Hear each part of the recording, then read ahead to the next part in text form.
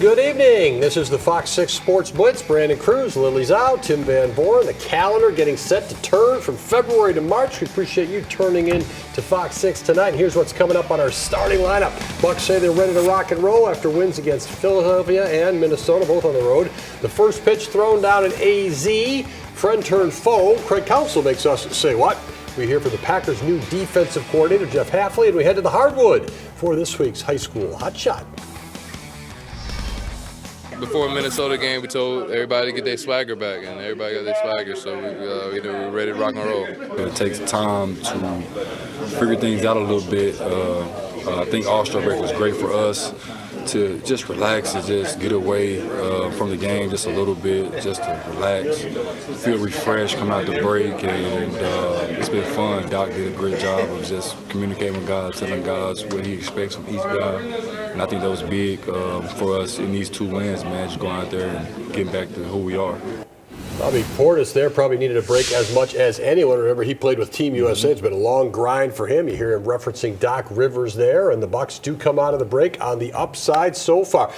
Tip it off to you tonight, Lily. Are they back? I mean, 2 impressive road wins. I think they have to be. And the thing is, Chris Middleton still on the mend, reportedly coming back next week for the Milwaukee Bucs. So they're trending upwards right now. And I like how they're playing out of the All-Star break. They look more focused. They know what they're really doing defensively. They're more communicative defensively as well. And we're seeing them win on the road, which is where they've kind of struggled this year. But they're playing well against good quality opponents. The Timberwolves, I think that was a really good win for this team on the road in Minnesota. And then, of course, earlier today in Philly against the Sixers. Yeah, there's no Joel Embiid. But what this Bucs team was able to do, holding them under 100 points, I think was impressive. But I think the biggest thing, though, is we're seeing Damian Lillard become Damian Lillard in Dame time. The last 6 quarters for him, I think, have been very important. Just taking him back, that swagger back, what we want to see from Dame in that 1-2 punch with Giannis Antetokounmpo. So I think things are trending upwards. I like the direction they're going. Interesting, and I think they have opened some eyes out of the break here after kind of skidding into the All-Star session. You talked about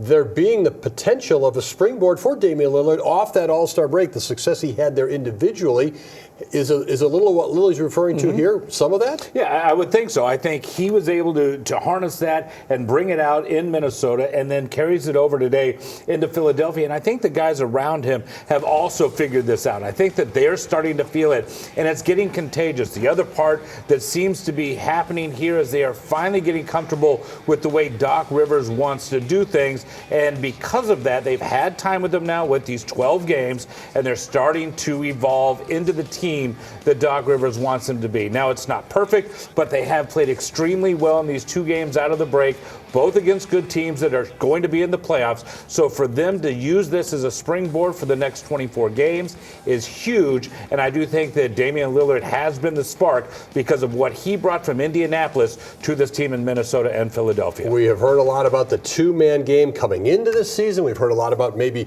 reinforcing that 2-man game coming out of this All-Star break. That would be Giannis Antetokounmpo, of course, and Damian Lillard. Giannis just shy of a triple-double today. But you don't win completely with 2 men. I think Malik Beasley remains kind of an X factor on this team, and he was hot today. He really was. I think when Malik Beasley is knocking down threes like he did today, 6 to 7 from downtown, that's when this team is good. I think when the 3 ball is falling for everybody, that's when this team is really lethal because you can double, triple team Dame, but then he'll find Giannis who's open, he'll find Malik who's open, and the guys are knocking down shots. But I would say outside of Malik Beasley, we saw Pat Connaughton and Bobby Portis kind of become the guys that we were used to seeing when the Bucs went on that championship run. These guys were playing really good defense. Bobby Portis making some really good shots as well, especially from 3. So I like the kind of grit that these guys showed. You know, Pat Connaughton, Bobby Portis, and Malik Beasley. They need these guys around Giannis and Dame to play well, and those guys really did today. So we can all get into snap judgments, Brandon. We all do get into snap judgments. Oh, the Bucs are stinking. They go to the All-Star break. Oh, they're out there 2-0. Suddenly everything is fixed. What are your concerns that remain? I think this has to be consistent. We don't know if they can consistently do this. We saw before the break that this team held to 2 teams under 100, and then it looked like everything unraveled right after that. So here we are, 2 big wins in a row. Now where do they go? How do they keep this going? And to me, if they could get a nice win streak together or, win 8 out of 10, then I would say, yeah, this team is in the right place. But if they go 5-5 or 4-6 or even 6-4, I don't know if they're there yet. I think that's these next 10, these next 8 games are where we're going to see if they are where they should be.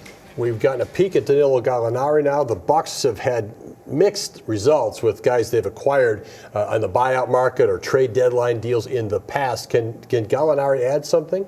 I'd hope so. And, we're not talking about the defense especially, but I think, today offensively, he had a couple nice passes as well that led to guys that made buckets. So maybe just that, kind of intensity and that intangible passing that he brings, maybe that's kind of what the Bucks do get with him. But I do think he's a really good, nice backup option there as well, especially playing in the post. But, with his addition, you bring in Patrick Beverley, the defense as well. But I think it's going to be fun basketball to watch because Bobby Portis in the game today said the Bucks are back to being the Bucks, and we want to hear this from these guys as they kind of approach a really tough part of their schedule in March. And Brandon says consistently is the way you want to see it if you're a Bucks fan. It is time for our Fox 6 Blitz Insta Poll. Halftime in the opening segment here. You can go directly to the question by scanning the QR code on the screen, or you can go to fox6now.com. We appreciate you participating however you do it with one of the NBA's toughest schedules, as referenced by Lily Zhao. Which seed do you see the Bucks finishing with this year in the East? It's energy. I think it's going to be really good for us, going out there competing. There's a lot of young guys with a lot to prove. Just going out there and playing the game hard. We don't know what to make of this team yet. There's a lot of new faces, a lot of young guys. I haven't seen half the guys play yet, so I personally don't have any expectations. I kind of just want to go out there and do my job and see what happens with everyone else. Hobie Milner there, who you saw in the game all the time last year, but you haven't seen in the interview situation all that often. And double take, yes, that was Joey Weimer there to lead us off. A different look for him in the clubhouse and a different look for him at the plate this year. He's changed his batting stance. So the Brewers, here we go. You don't jump out of the box roaring right through the Cactus League so far. But who cares? Right. I mean, baseball's back. I mean, that's the first thing. I mean, games are now being played, and you're going to see the starters start to work their way into lineups here in the next week or two. But right now, 2 games down, and the Brewers are finally playing. The one thing that is exciting is you get to see some of these younger guys who could be fighting for a chance to make this team at some point during the season with a call-up. Most of these guys won't be on the opening day roster, but right now you're just trying to get reps. You're trying to see who might be the guy that's going to push the next guy to reach and make this squad at some point. The one thing that to me that you heard there from Hobie Milner, not knowing a lot of guys, not really sure what they can do, that is true with this team. So many new faces, so many different roles. The one thing we do know, though, is Hobie Milner is going to be in a lot of games. He pitched in so many last year, and he's going to be a great setup guy for Devin Williams. So we know those things are going to happen on that end. What we don't know is how this lineup is going to fare and what we're going to see offensively. But again, that's something that we won't really know until mid to late March. And you just said it right there. We have a month or so to go here until the games start to count. What would you be looking for over this span? I would say just, with these youngsters getting more established, just being out there playing a game, but also where can you kind of figure out where guys want to play, right? I mean, Sal Frelick was starting at third base in their first game in the Cactus League opener, so does he start there when the season begins, or does he start back out in the outfield? It's kind of where does Pat Murphy want to play these guys, and can they succeed in those roles? I think that's going to be very interesting to see, where he kind of wants everybody to play, but I think Jackson Churio, another guy to kind of keep your eye on, had a very good debut for the Brewers for spring training, so, he started out in center field. What can he do out there? So I think it's just more of an unknown of, what can guys do, get them reps, and make them comfortable at a position or two so that they thrive once the games actually start counting for real. And where do we think the Brewers are going to be in this division? I'll ask each of you. The Cubs finished their deal. They bring back Cody Bellinger. Let's start with you. We'll go here then. It's weird, but I oddly will say maybe it's a 1-2 finish for the Cubs and the Brewers. I'm not sure yet, but I do like, Craig Counsell's a great manager. They have money there in Chicago. They're bringing back Cody Bellinger. It'll still be a good team, but I think the Brewers, with a lot of unknowns, it's maybe they've still finished atop the division, but I think it's a more stacked division this year. But I like the Brewers and the Cubs right there, 1 and 2. 1 and 2. I'm saying 1 Brewers and 2. Brewers 1? I would say 2. Okay. Yeah. They're in the 2 spot. Yeah. Yeah, I think the Brewers have a chance to win this division. They proved last year with a lot of naysayers that this was a very good team. And while they did lose Corbin Burns, and while Brandon Woodruff wasn't able to finish out the season come the playoffs, I do think if their pitching holds up, this is still the team to beat. The Cardinals got a lot better than what we saw last year. The Reds are a team that I think can be very dangerous. I don't think the Pirates are going to contend. I do think the Cubs will be right there, but it'll be interesting to see how they do things things. So to me, I think this is still the Brewers' division, even though others are going to pick the Cubs to beat them at this point. An optimistic session tonight on the Fox 6 Sports Blitz. The Brewers like, yeah, log that stuff in there for sure. All right, we shall see as the baseball season approaches. How about the hockey season? You knew it couldn't last forever. The Admirals' record-setting 19-game win streak is over. Notice today at Grand Rapids, 4-2. Let's reiterate, the 19-game winning streak, falling for the first time since New Year's Eve. Cal O'Reilly took over the number one spot on the Ads all-time AHL points list the night before. Good stuff for the Ads to this point, and we hope, remaining tonight on the Blitz, say what is next. Did you find yourself channeling your inner Hulk tonight? I don't get your question. I've been rated high as a funny man. Certainly, you're talking about one of the all-time greats. When the Hulk voice or Jan's voice? That's a good question. It's fun. I took the walk over from the Performance Center through the fans and stuff today, so that was totally different and a lot of fun. And a huge crowd on day one, so you know you're in a different place, no question about it. Well, some people not happy with what Craig Counsell had to say, but he's speaking honestly. The Cubs a huge draw at spring training. He's now got his feet wet as the manager, and now he'll work the Cactus League. And we'll hear from him again once he comes up here, and probably when the Brewers go down there at the beginning of May. But anyway, let's switch to football right now because it's a big week for the Packers. Just this past week, they introduced their new defensive coordinator, Jeff Hafley. And one thing, he's been in this job just about 2 weeks. He still needs to talk to players. There has to be great communication, but I think first there has to be great relationships, right? I mean, these guys aren't just going to trust me when I walk into a room because I'm the defensive coordinator. I have to earn that from them, and they have to earn it from me. And then I think once you establish that trust and you develop a relationship, then you can have hard conversations.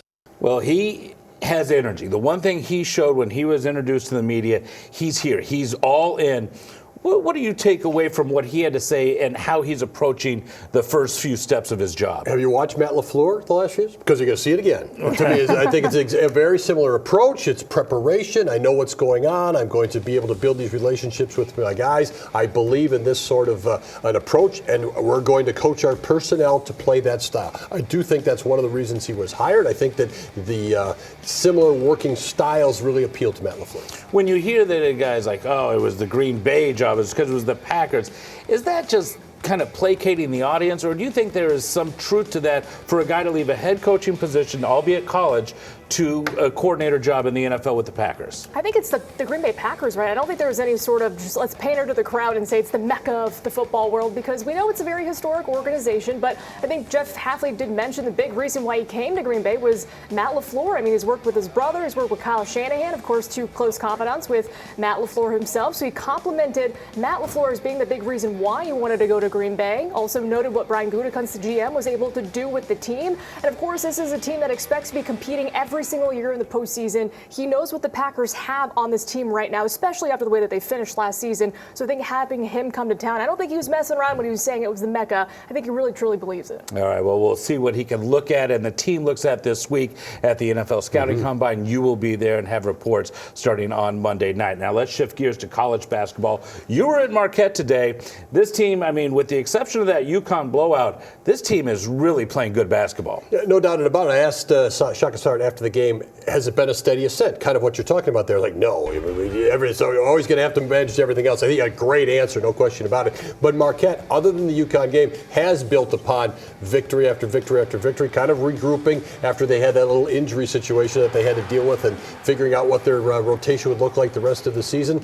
And right now they come back. They have another home game on Wednesday. They've really built the record back up.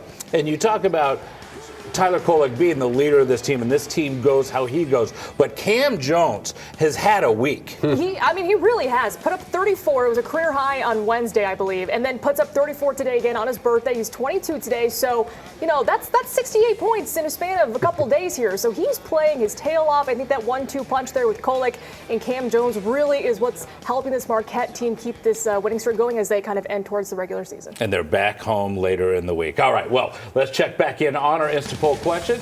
You can scan this code or go to our website, fox6now.com. The question we have is, where will the Bucks be at the end of the season?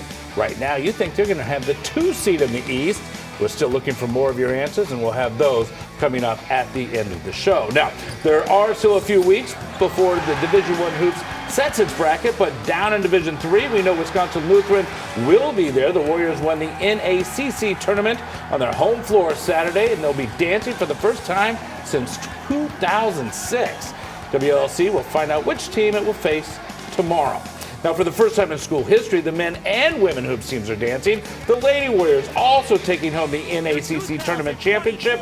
They beat St. Norbert, and this marks the program's 12th trip to the big dance. And it's a similar story over at Carroll University, where the women's team punched their ticket to the tournament. The Pioneers won the CCIW tourney, earning the automatic bid for just the third time in their history. Man, a lot of great hoops going on in our state right now. Coming up, though, our high school hotshots, so stay with us. Welcome back. She was a part of history for her high school, helping Living Word Lutheran to a 23-1 regular season record and a conference championship. Her prowess on the court and her work off of it are reasons why she is this week's Fox 6 High School Hotshot.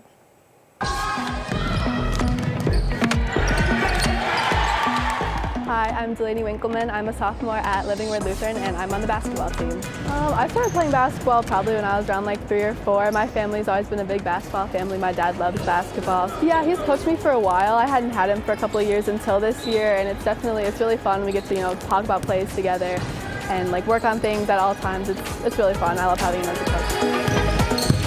Oh yeah, we had a 20-0 start to the season this year, which is the best that our school has ever done. Our school in the past hasn't been the best like basketball-wise, but trying to change that around this year. I think as a team, our biggest game was our win over Lake Country. We won on a last-second shot. That's definitely the biggest moment from this season. I would say my favorite basketball memory is when I was in 8th grade. My team went to nationals for basketball. That was in Indiana. With a lot of the girls that are actually on this team were on that team. So that was a really fun experience, really cool to be with. So I broke the school record for assists this year. I think it speaks more volumes about our team, just about how everyone, you can't have an assist without a made basket. So I think that speaks volumes about the team and how all the girls are just so amazing. It's definitely a team effort. So yeah, I also broke the school record for blocks this year. I play volleyball, so it's pretty instinctual. Act like I'm hitting the volleyball. I'm kind of one of our bigger girls on our team. Our team is really small this year, so we all kind of had to step up with rebounding. So that's been one of my biggest goals this year. It's always been one of my weaknesses when I was younger, so trying to step up and be better at that. Faith is a huge part of my life, and I know for all the girls on this team. That's what I honestly love about our team so much, is it's just a really great group of just Christian girls, and everyone supports and loves each other, and we're able to share that love for Christ with everyone around us, and that's kind of what we hope to exemplify through our playing and just through our actions on and off the court. I'm Delaney Winkleman. I'm a sophomore at Living Word Lutheran High School, and I'm on the basketball team. And I'm this week's FOX6 High School Hotshot. And Delaney's community work includes the group Reflections of Christ, along with Souls for Jesus. That's a place that provides shoes for people in need for different countries. And back on the court, Living Word Lutheran seasons came to a close in the Division IV Regional Finals. Meanwhile, former Fox 6 High School hotshots West Bend West Connor and Cole Mirsola are state champs once again. Connor won his 4th individual title by injury forfeit. He's just the 29th wrestler in state history to do so. His twin brother Cole nabbed his 3rd gold medal by taking down the rest of the heavyweights. And the biggest takedown of the weekend came after Kenosha Christian Life's Koji Campbell won the Division III 120-pound title. Takes the celebration to a whole new level, showing some love for the people who helped him stand atop the podium. Congratulations to all of our local winners this weekend. We'll be right back. We asked, you answered. Looking at the Bucks to be the number 2 seed in the East when all is said and done in the regular season, according to you. And they look to make it 3 wins in a row with the Hornets coming to town Tuesday. Then they go out to Charlotte Thursday, and then the Bulls on Friday. And then UWM and Marquette in Wisconsin all back in action this week. Marquette looking to get the go times rolling against Providence. Milwaukee with a big test of their regular season finale against Green Bay. And Wisconsin looking to keep that 2-game winning streak going potentially at Indiana. See how that goes. The NFL Scouting Combine this week. The Packers looking at a lot of people and a handful of Badgers hoping they can improve their draft stock. We'll have it all for you right here on Fox 6 Sports. Appreciate you joining us tonight for the Blitz. Have a terrific one.